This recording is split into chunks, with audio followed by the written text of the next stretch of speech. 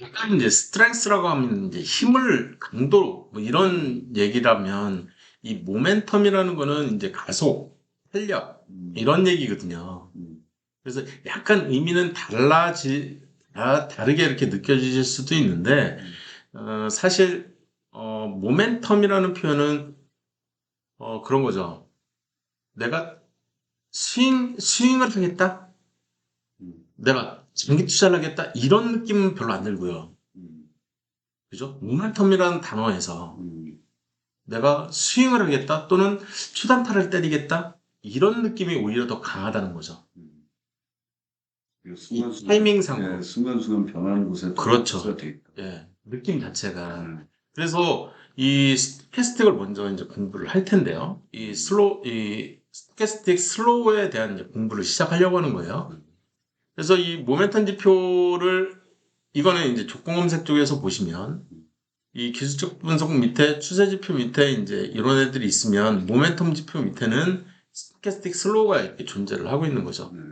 그래서 모멘텀 지표에 해당이 되는 게 스토캐스틱 슬로우고요. 근데 이 위에 종합 차트 쪽에서는 이 모멘텀 지표 밑에 스토캐스틱 슬로우를 넣어놨어요. 근데 골 때리게도 추세 지표 밑에도 스토캐스틱 슬로우를 넣어놨거든요.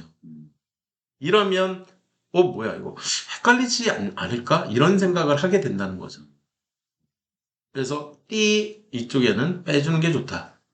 지표 물론 이게 5일 이평선 기준으로는 이 스토캐스틱 슬로우를 5일 이평선이나 10일 이평선 관점에서 봤을 때는 추세지표 쪽에 스토캐스틱 슬로우를 넣어놔도 큰 무리는 없는데 사실 이 스토캐스틱 슬로우를 추세지표에 넣는다는 거는 그닥 맞지가 않아요.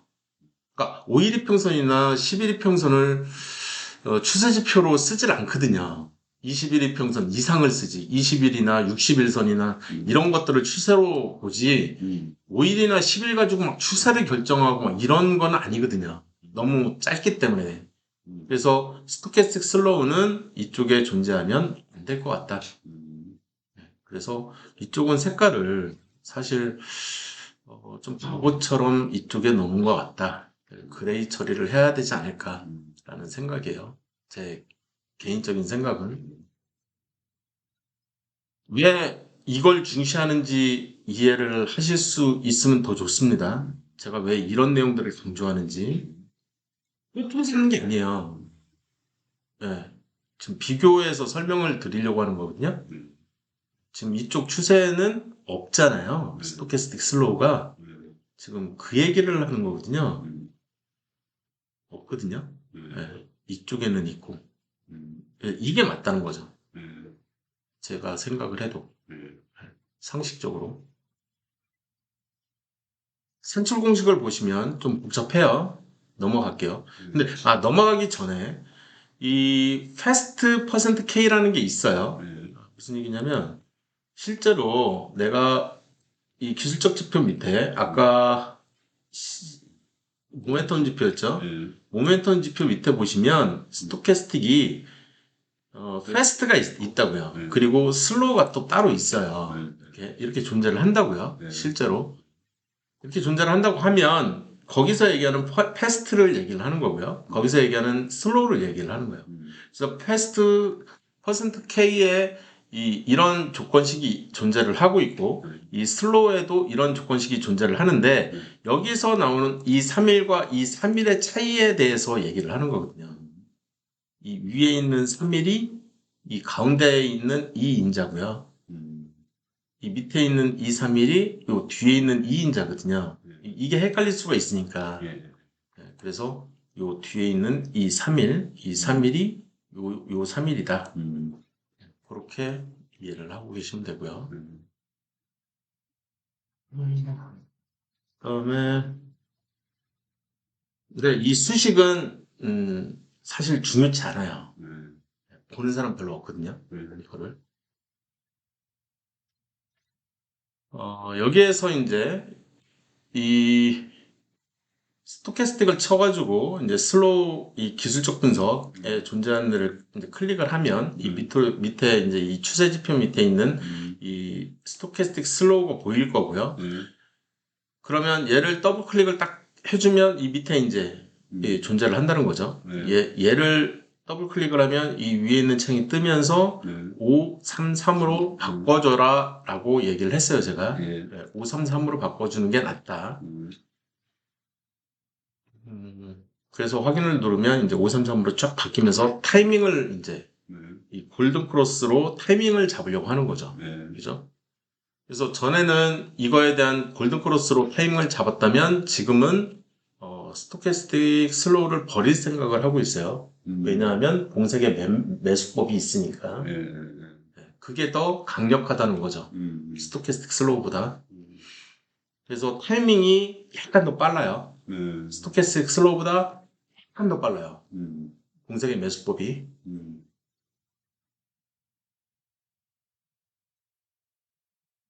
그래서 이제 MTS에서의 이거는 설정 방법. 아까도 얘기했듯이 하단 지표, 이번에는 스토캐스틱 슬로우, RSI를 먼저 한 이유가 순서는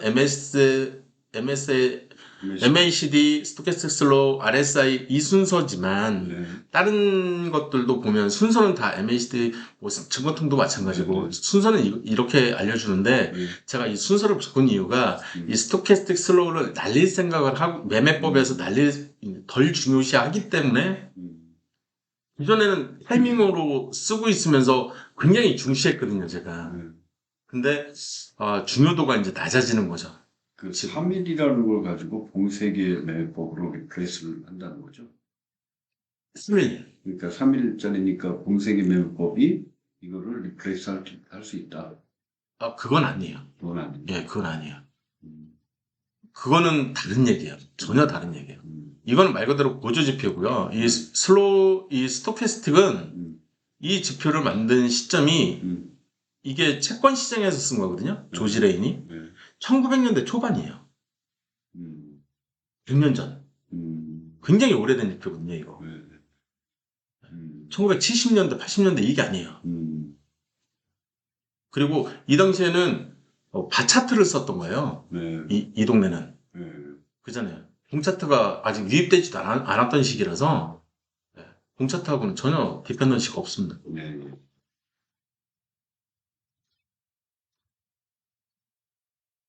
여기까지 뭐 크게 어려운 점 없죠. 뭐 이 MTS 이제 설정하실 줄도 아실 거고, 그다음에 증권통도 설정하실 줄 아실 거니까 이제 넘어갈게요. 이런 거는. 그다음에 일반 매매법은 이제 골든크레스에서 사서 데드크레스에서 파는, 그죠? 그리고 과매수 구간에서 사서 과매도 구간에서 사서 과매수 구간에서 파는 거. 뭐 당연한 거죠. 그죠? 그래서 매수 매도 타이밍에 대한 얘기니까 예전이가 넘어갈게요. 이것도 넘어가고요. 요새는 다 넘어가고요. 그 다음에 이제 저희가 그러니까 스텝 1, 스텝 2까지는 공색의 매매법을 쓰지를 않았어요. 맞아요. 스토캐스틱 슬로우 가지고 타이밍을 계속 잡았거든요. 매수 타이밍을. 그러니까 매도 타이밍으로는 안 썼어요. 매수 타이밍으로만 쓰고. 이해되셨죠? 그래서 매수 가능한 날만 알려주는 거였거든요. 이 스토캐스틱 슬로우 5332. 그리고 이 533을 찾게 된 계기도 책을 계속 읽다 보니까 어떤 책에서 12.5를 이제 쓰는 것보다 이거는 단기 투자 쪽이 좀 더 적합하고 533을 쓰면 이게 스윙에 좀 더 적합하다 이런 식의 이제 말이 있었던 거죠. 그래서 제가 실제로 한번 보고 종목을 또 막 이렇게 막 통계적으로 막 돌려보니까 533이 제 입장에서는 훨씬 나았던 거죠. 저는 스윙하니까. 그래서 533으로 그냥 바꿔버린 거죠. 이해되셨죠? 그것도? 네. 그래서 제일 큰 형님으로 생각을 했던 거는 MACD. 그 다음에 두 번째 형님으로 생각했던 거는 이제 다음 시간에 배울 이 심리적 분석에서 배울 OBV라는 게 있어요. 그 다음에 이제 세 번째 형님이 스토캐스틱, 네 번째 형님이 RSI였던 거거든요. 제가 항상 큰 형님 외국인, 둘째 형님 기관, 셋째 형님 슈퍼맥이 뭐 나는 넷째다 뭐 이렇게 얘기를 많이 하잖아요.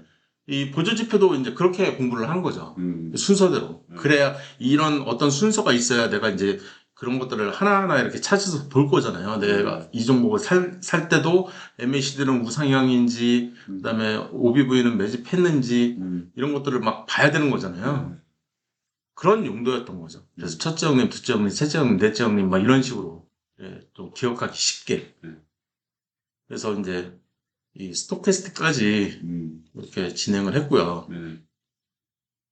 MACD가 이제 우상향을 하는 구간과 그 다음에 스토캐스틱 슬로우가 이제 골든 크로스를 하는 그죠? 그 타이밍을 이제 찾아서 보유 중인 전 종목 240분 기준으로 분석해서 제출을 하라는 얘기는 뭐냐면 위에는 당연히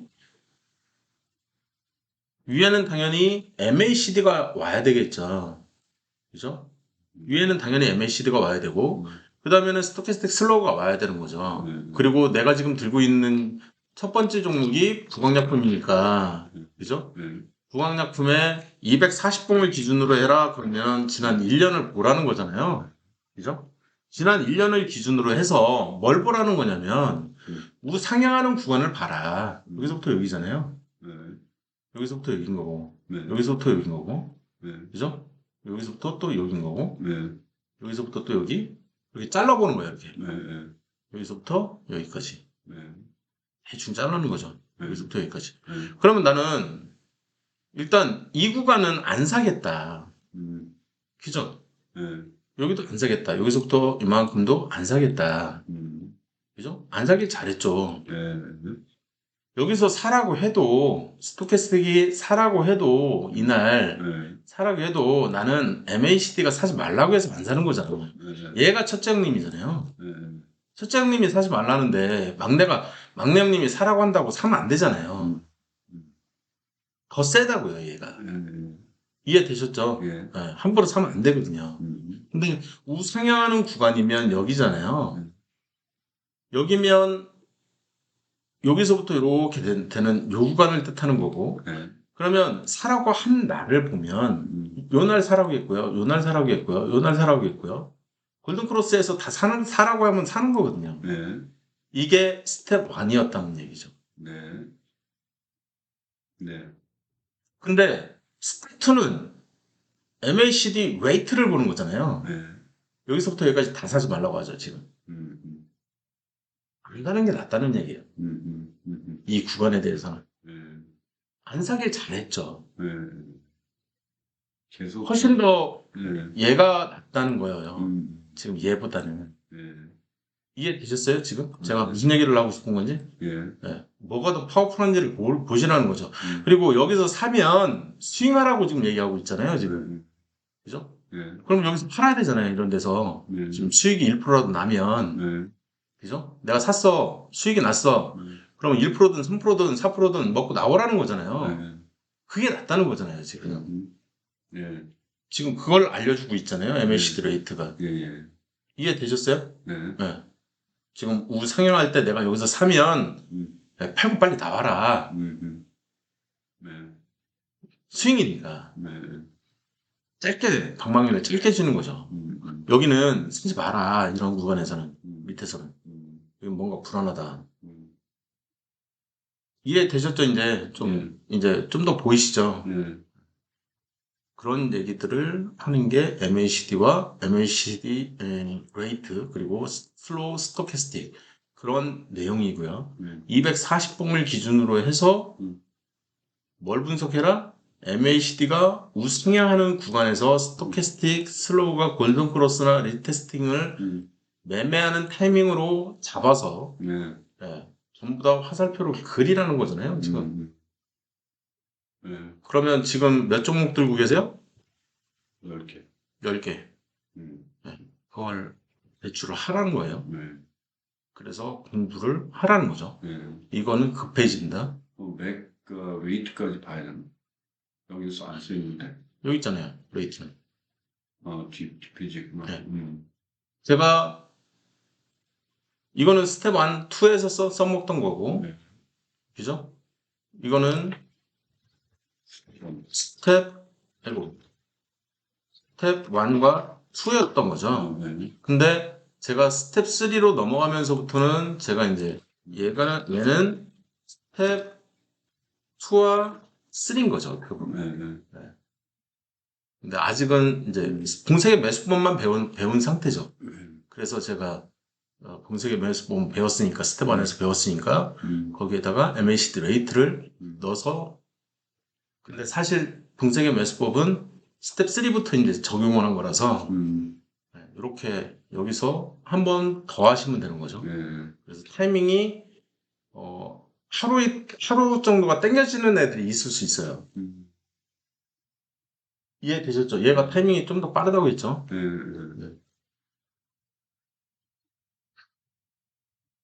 그러면 이제 비교를 하실 수가 있겠죠. 그렇죠. 그죠? 네. 그래서 뭐 10종목이 너무 많다 싶으면 그냥 한 두세 종목만 해보셔도 되고 어쨌든 경험은 하시는 게 좋아요. 네. 그래서 기술적 분석에서는 지금 이제 총괄금리를 하려고 하는 거고요. 여기서부터는 기본 편에서 중시하는 거, 네. 뭘 중시하냐? 양봉과 음봉을 어떻게 해석할 거냐? 양봉은 최고가까지 최고가가 아니라 고가죠, 그냥. 고가까지 조만간 간다. 그리고 음봉은 저가까지 조만간 간다. 그죠? 그리고 장대 양봉과 장대 음봉 어떻게 정의를 내리는지. 근데 장대 양봉도 그렇고 장대 양봉은 이제 위로 급등하는 거고, 그죠? 이 장대 음봉은 급락이겠죠. 그죠? 네. 장대 음봉이 나왔다 그러면 급락주의 시작이 될 수가 있다. 네. 이거는 이미 경험을 하셨죠, 이것도 부강약품에서. 등주는 못했어요. 급등주는 이제 시작이죠. 네. 삼성물산. 네. 이제 삼성물산 이제 나오기 시작하니까. 네. 그쵸. 아직 경험을 못했을 것 같아요. 뭐 하나 뭐 가능성이 있는 게 있었어. 그 다음에 두 번째 갭산양봉. 이것도 급등주가 같이 온 거죠. 그죠? 네. 장대양봉이 같이 온 케이스죠. 지금 갭상양봉. 그리고 개파락한 음봉인 거죠. 그래서 추가 상승할 것 같냐 또는 추가 하락할 것 같냐. 저는 이 추가 상승한다고 얘기를 했잖아요. 갭상한 두 번째 양봉. 그게 삼성물산이 지난주에 나왔던 거고 저는 더 상승할 거다라고 예상을 하고 있는 거잖아요. 그 다음에 이제 봉색의 매매법 그리고 진입과 청산의 기본 매매법이다. 전 종목 기본 매매법인 거죠. 이걸 기본편에서 얘네들 봉차트 기준으로 배웠던 거죠. 그러면 응용편에서는 이동평균선 이거는 제가 어떻게 이해를 하라겠어요? 강아지. 그렇죠, 강아지. 그 산책하는 그죠? 산책하는 강아지. 산책하는 산책하기. 주인과 강아지라고 얘기를 할까요? 네. 이걸 이해하시면 될 것 같고 금음악 차트에서는 투자 포인트가 어디다? 굴로 벗어나는 시점? 그쵸. 그물망을 벗어나가는 물고기죠, 물고기. 물고기라는 표현을 썼으니까 제가. 디귿? 네? 디귿. 이거라고요? 예. 아닌데요. 선생님. 네, 계속 하시죠. 엔벨로프는 매매죠, 매매. 네. 그죠? 외인의 순 매수와 외인의 순 매도. 그죠? 그리고 볼린저 밴드는 저 같은 경우에는 그죠? 21 이평선에서 상단까지 치고 올라간 그 봉이 있는지 여부만 이제 확인하는 그런 용도로만 쓰고 있죠. 지금은 MACD 기반의 이 MACD 레이트 그 왜 생성시켰는지 이거는 급등 포인트를 찾아내기 위해서인 거죠. 그리고 이제 이 물통으로 빠질 수도 있으니까 급락 포인트. 그래서 플러스 마이너스 1.5 구간을 잡고 급등과 급락 그 포인트를 잡아서 음. 이 물통에 빠지면 나는 물을 안 타겠다는 거죠. 네. 그죠? 네. 물을 최대한 안 타려고 하는 거고요. 근데 물을 탈 때가 있어요. 물을 탈 때가 있다고요. 그래요. 언제 타요? 폭락을 했어요. 음. 폭락했죠? 음. 그러면 언제 사요? 한 달 뒤에. 한 달 뒤에. 한 달 뒤면 요때죠. 요 날이죠. 그죠? 요 날 산다는 거죠. 네. 그래서 몇 프로 이내가 되게 몇 프로가? 폭락을 했어. 네. 살려고 그래. 네. 3% 이내가 되게 무조건 사야 되는 거예요. 3%. 그게 안 되면 사면 안 된다고요. 왜? 3% 이상 오를 가능성이 있는 포인트는 여기는 거의 있다는 얘기를 하고 있잖아요. 네. 그리고 이때 사는 이유는 나는 팔기 위해서라고요. 그렇지. 청산하기 위해서. 네. 최대한 빨리 일단 청산해버리려고. 네. 이 부강약품 더 떨어질 것 같으니까. 네. 네. 더 떨어질 수도 있어요. 네. 이 오른쪽에서. 네. 이해되셨죠? 네. 네. 그래서 물통인데도 그렇죠. 물통인데도 더 살려고 하는 거죠. 살려고 하는 거죠. 3%. 그리고 급락을 했다, 폭락을 했다, 그러면 뭘 볼 수도 있다? 볼린저 밴드를 볼 수도 있다. 그래서 상단이 하향할 때, 그러면 이날이잖아요. 네. 그죠? 네. 굉장히 짧아졌죠. 네. 그래서 요 날 살 수도 있는 거죠. 네. 그래서 요때 털어내려고 하는 거죠. 요것도 5% 정도 되잖아요. 네.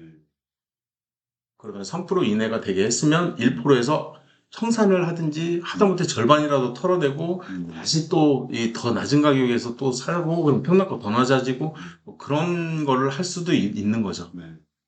이해되셨죠? 근데 네. 청산하는 게 낫죠, 사실. 네. 한참 기다렸죠. 네. 이런 얘기들을 하는 게 음. 여기라고요. 네. 여기. 그다음에 RSI하고 스토캐스틱에 대한 이제 활용 방법. 그래서 RSI는 지금 배운 게 50돌파였죠? 네. 그죠? 50돌파.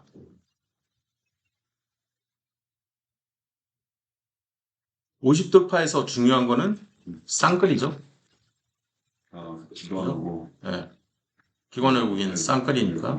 그 다음에 스토캐스틱에서 중요한 거는 골드 크로스 533을 쓰는 게 중요한 거죠. 533. 네, 533으로 타이밍 잡는 거. 네. 그 다음에 골든 크로스죠. 그죠? 네. 골든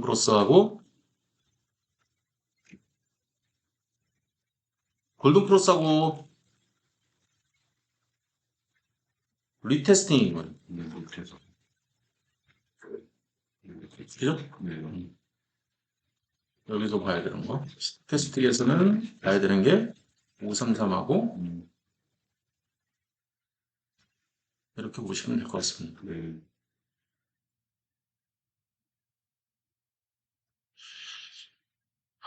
그래서 스타트의 기술적 분석은 HTS와 MTS, 항상 제가 이 키움증권 영문 HTS를 먼저 이제 설명을 해드렸고요. 그 다음에 MTS를 기준으로 또 설명을 했고, 그리고 증권통을 기준으로 또 한 번 더 설명을 해서 어떤 식으로 저하고 1대1 매핑이 되게 세트 값을 다 동일하게 맞추고, 그리고 어떻게 설정하는 방법이라든지, 사용하는 활용 방법이라든지, 그리고 스타트에서 보는 관점은 뭔지, 투자 관점인 거죠. 그래서 왜 여기에서 살려고 하는 건지, 그런 것들에 좀 초점을 맞춰서 공부를 했던 거죠. 여기까지 혹시 질문 있어요? 네, 이렇게 해서 총정리를 하고요. 이게 마지막 페이지인데요. 사실 이 기술적 분석은 시작점입니다. 시작점. 무슨 시작점이냐면 그냥 매매법이라고 보시면 되는 거예요. 근데 이게 이 기술적 분석이 중요하지만 기본적 분석과 심리적 분석을 무조건 해야 되는 거예요. 왜냐하면 기본적 분석을 안 한 상태면 상패 가능성이 무조건 생겨요.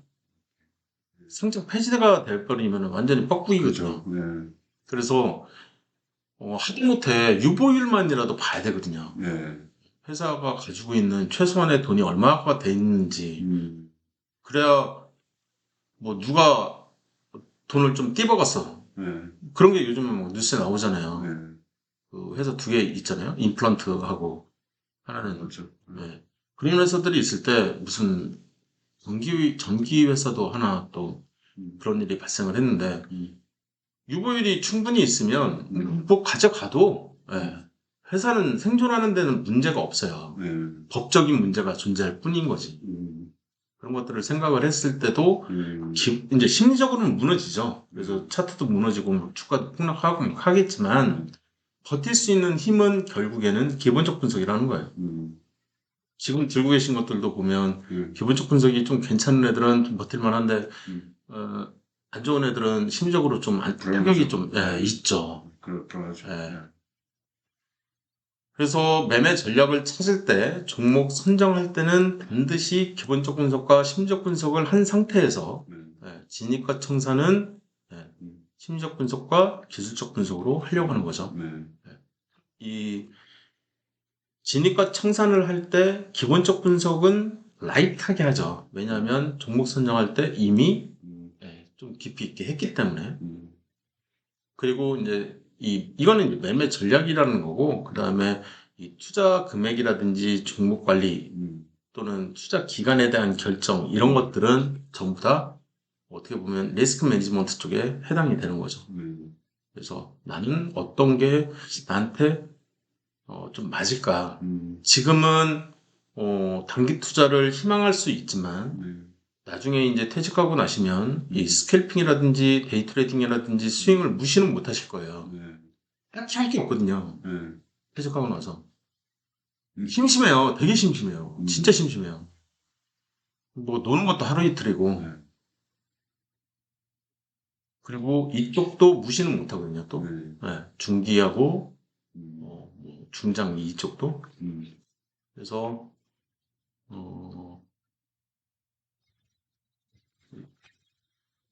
이건 중기, 중장기. 이렇게 적어야 될 것 같고요.